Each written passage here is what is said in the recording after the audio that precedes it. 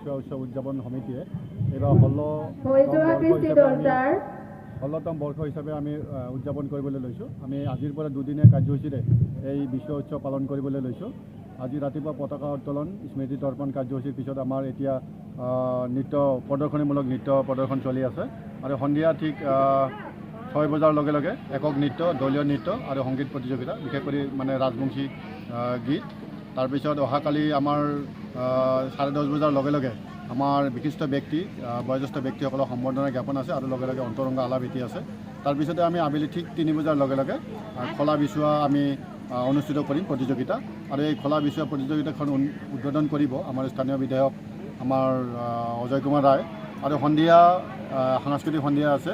সাংস্কৃতিক সন্ধিয়া 8 বজাত আমি আৰম্ভ কৰিম আৰু এই 8 বজাত সাংস্কৃতিক সন্ধিয়াত আমাৰ মুখ্য গায়ক হিচাপে আমি দুজন আমন্ত্ৰণ জনাইছোঁ। এজন আমাৰ উত্তৰ বংগৰ পম্পা সিংহ আৰু আন এজন কণ্ঠশিল্পী, অসমৰ অন্যতম কণ্ঠশিল্পী পাপৰি গগৈ।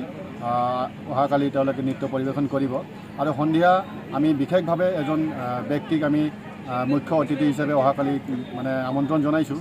তেখেত হ'ল আমাৰ বিটিআৰৰ চিফ প্ৰমোদ বড়ো ডাঙৰীয়া আহিব বুলি ইতিমধ্যে আমাক কথা দিছে। গতিকে আমি আজিৰ এই আপোনালোকৰ চেনেলৰ জৰিয়তে আমি সমূহ আমাৰ বিশ্বপ্ৰেমী ৰাইজক আমাৰ এই বিশ্ব উৎসৱত অংশগ্ৰহণ কৰি সহায় সহযোগিতা কৰিবলৈ আমি বিশ্ব কমিটিৰ তৰফৰ পৰা আহ্বান জনাইছোঁ।